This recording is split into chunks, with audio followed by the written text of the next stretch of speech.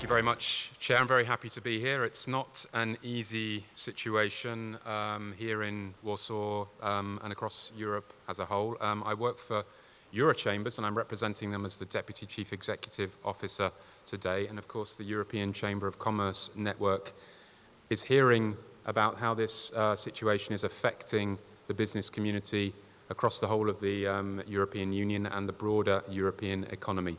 Not an easy time, but I'm very happy to be here and very grateful to the organisers for inviting me. So Eurochambers is, as I mentioned, the European Association of Chambers of Commerce and Industry. We have members in 43 countries, so the whole of the European Union plus many neighbouring economies. And we have a network of nearly 2,000 local chambers of commerce and industry, which are providing very practical, very hands-on support to the business community at grassroots level. We work with the real economy. We're not necessarily talking within our members about very tech-savvy, very digitalized businesses. Some, in fact, are very traditional. Some are perhaps even resistant to digitalization. But I think it's important that we bear that in mind, that we are aware of that, and that we work together to help all branches of the economy, whether they are inherently digital or whether digitalization will be something on which they can capitalize in other fields. They all need to be part of this digital transformation process. So that's the perspective I'm going to be speaking from this morning. So please bear that in mind, and please bear in mind that I myself am certainly not an expert in digitalization, reflecting our membership. Chambers of Commerce and their members are involved in all sorts of sectors of the economy, and they represent all types of company. But the vast, vast majority of our companies are small or medium-sized enterprises. The title of this is SMEs in the Face of Green Deal and Industry 4.0 Challenges. To be a little bit provocative, I think we need to change the narrative a bit here. We should stop talking about challenges for SMEs. We don't just do it in the context of these two important dossiers, but in many situations when we are talking about policy, we focus on the challenges. And policymakers focus on the challenges for SMEs as well. But my argument is that we need to start policy making from the perspective of small and medium-sized enterprises. 99% of businesses, as I already mentioned, responsible for 3/4 of job creation and over half of economic growth in the European Union. So we can't be making policy and then thinking about how to mitigate the impact on 99% of businesses. We need to be doing things the other way around. We need to be developing policy from the perspective of these smaller businesses, and we need to be implementing those policies in a way that helps them. So that's a very important pretext to my remarks today. And if decision makers continue to pursue policies that have a big impact on the economy in a manner that doesn't put SMEs at the center, then their policies are not going to have the impact that they desire. They need to really put SMEs at the center. They need to learn lessons from the past. There have been many pieces of European legislation, national legislation in the past that were adopted and imposed burdens, imposed administrative or compliance burdens on smaller businesses. And not only does that hold back the development of these individual businesses, but it also holds back economic development. So this need for SME-friendly policy making at EU level is important because the EU is important. The EU has the right to legislate in many different areas, and this is something that we as Eurochambers very much support. We are a staunchly pro-European association. We were very active campaigning last year to promote the European Parliament elections, and we were very pleased that the turnout was so positive and the results were broadly positive in terms of European policies as well. But as someone famously once said in a superhero movie, with great power comes great responsibility. So that is why it is crucial that the von der Leyen Commission respects what we call the think small first principle in its work. and that the co-legislators do that as well. The European institutions, as I mentioned, have a lot of responsibility, a lot of influence, and a lot of legislative power, so they need to make sure that they exercise those responsibilities in a sensible manner. And what does this think small first principle mean in practice? It means carrying out proper cost-benefit analysis on new legislation. Perhaps you don't know this, but every time the European Commission develops a new piece of legislation, it is supposed to conduct what they call an impact assessment. This is an empirical exercise to analyze the benefits and disadvantages that a proposal may have on the economy, on consumers, on the environment, on different aspects. But within this impact assessment, Commission officials are supposed to do what is called an SME test. So they are supposed to specifically look at the implications of legislation for small and medium-sized enterprises. However, unfortunately, these SME tests are not always carried out very well. We, on 3 occasions in the last 5 or 6 years, have done a study into how the Commission has tested the impact on SMEs of its legislative proposals, and we have found that the results have been very mixed, very bad in some departments of the European Commission, better in others, but overall we are very concerned that the Commission isn't adequately considering the implications of their decisions on the SME community. And it's not just the Commission. The Commission has the power to draft legislation, but the European Parliament and the Member States then have to negotiate on it and implement it. So they should also be thinking about the small and medium-sized enterprises when they are doing so. So all of this is to underline that an SME-friendly 2019 to 2024 European term requires much more than some nice words about small businesses in political guidelines, much more than some nice words in speeches by members of the European Parliament, and much more than nice words in European Council conclusions. So this approach is vital as the European Commission and the co-legislators roll out the European Green Deal and the new industrial package that is due, in fact, to be presented later on this morning. As far as we know, that is still the case, but times are changing and things are evolving rapidly.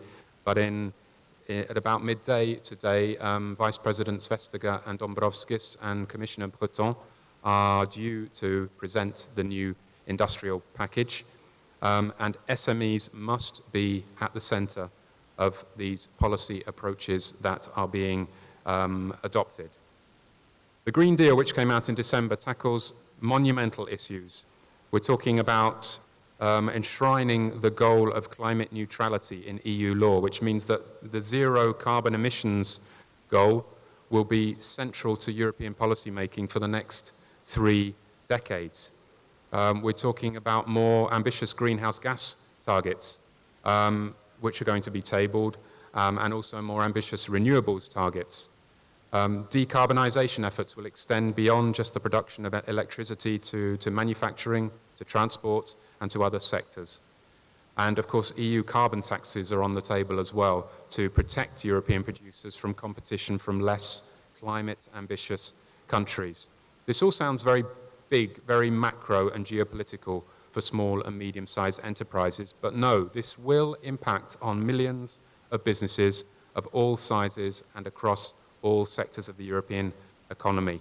So we therefore call on national and European policymakers to maintain an open dialogue with the business community throughout Europe's transition to a sustainable economy. In tandem with the Green Deal that was announced in December, as I mentioned, the European Commission has been rather frantically preparing the new industrial package, which, as I mentioned, is due to be adopted in a few hours. The package will set out the Commission's intentions in a number of crucially important areas for our members. But a central theme to this industrial package must be scale. Scale is crucial to the EU's industrial competitiveness. European industrial policy should aim to reduce barriers in the single market so that the markets scale up. It must support the building of necessary infrastructure. It must drive open markets globally as well and facilitate cross-border cooperation and coordination between EU member states. All of that will help with the scale that we need. By scale, I don't mean that we need big companies necessarily. We need a mixture of big and small companies, but all of them need to work together in an ecosystem which enables them to scale up.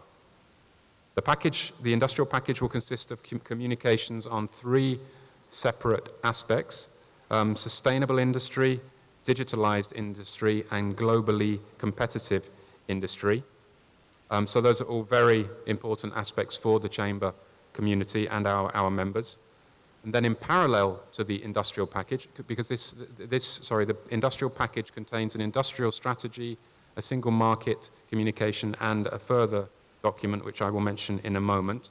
But the single market part of this package is also very important. It will focus on barriers and enforcement.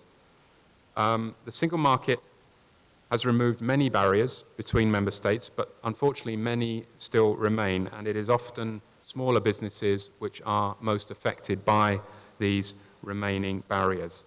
They're a consequence mainly of poor implementation of existing legislation. So we don't call for new legislation in the area of the single market necessarily, but we do argue that the existing legislation needs to be better imposed, better delivered by the member states. And we very much hope that today's communication on single market enforcement will reflect that. We need a level playing field within the European single market. There's a lot of talk about ensuring a level playing field with the United Kingdom in the future, but first of all, we need to make sure that the level playing field within the European Union is genuine across all 27 remaining member states. In fact, last year we ran a survey of over 1,100 companies, and this confirmed the need to address these remaining barriers, many of which are bureaucratic barriers, and there are also restrictions to the free movement of goods and services. Some administrative procedures are, of course, necessary, but these should be minimized and, where possible, digitalized as well. European ministers often support these objectives and refer to them in their documents, but this isn't sufficiently translated into their actions in the capitals and across national and regional authorities. So they have to practice what they are preaching at their ministerial meetings. And this, we hope, will be reflected in the enforcement communication coming out today. And it needs to be backed up with robust governance processes. Member states that don't comply need to be named, shamed, and if necessary, sanctioned so that we can assure this level playing field. So, this industrial package, I've mentioned two of the three elements, the industrial strategy, the single market communications, and the third element will be a new SME strategy. This was announced by President von der Leyen when she took office, when she was approved by the European Parliament back in July. We've had many SME strategies in the past. I've worked in Brussels since the turn of the millennium, and I can already remember the first one was the Charter for Small Enterprises back in 2000. Then we had the Entrepreneurship Action Plan 3 or 4 years later. Then we had the first Small Business Act, which came out in 2008, and then that was revised in 2011. So this new SME strategy is almost, a cynic might say, a cyclical necessity. Every commission pretty much comes up with some kind of SME strategy, but we really hope that it has a lot more impact on SMEs at grassroots levels than the previous attempts, which didn't necessarily deliver as much as we had hoped. And this brings me back to my opening remarks about the need to conceive policy from an SME perspective as much as possible. The SME strategy must revolve around this. It must ensure that SMEs are at the center of the Green Deal, the artificial intelligence package, the industry package, and other major European policy initiatives that are in the pipeline. It must also ensure that these measures that come out of these packages are implemented across the member states in an SME-friendly manner. I already spoke about the importance of the SME test, and this reflects the need for evidence-based policy making. In business, we often say what can be measured can be improved, and this approach must apply to policy making as well. The SME strategy will certainly touch upon many other issues that affect entrepreneurs, like skills, like financing, like market access, like digital transformation and sustainability. But fundamentally, the success and added value of this new SME strategy will depend on how effective it is in making sure that new policies are developed and delivered in an SME-friendly manner. Eurochambers has been working hard to convey these policy messages over the last few months as the new Commission took office, and at national level, through our members like the Polish Chamber of Commerce, and at local level, the European Chamber Network is constantly engaged in supporting smaller businesses with the process of digital transformation and with sustainable transition through various different activities. This will, of course, continue over the coming months and years. There's been a lot of discussion in the European bubble in recent days about the impact of the first 100 days of the von der Leyen Commission. Well, a lot of strategies and communications have been published, that's for sure. The latest coming out later today, as I mentioned. So the von der Leyen Commission has certainly been very busy and very active and very visible. But apart from the first 100 days, there are more than 1,500 days remaining in this European Commission term. And the way that these ambitious strategies are now rolled out over those remaining many days will be instrumental in defining how significant the von der Leyen Commission is towards helping the European economy grow.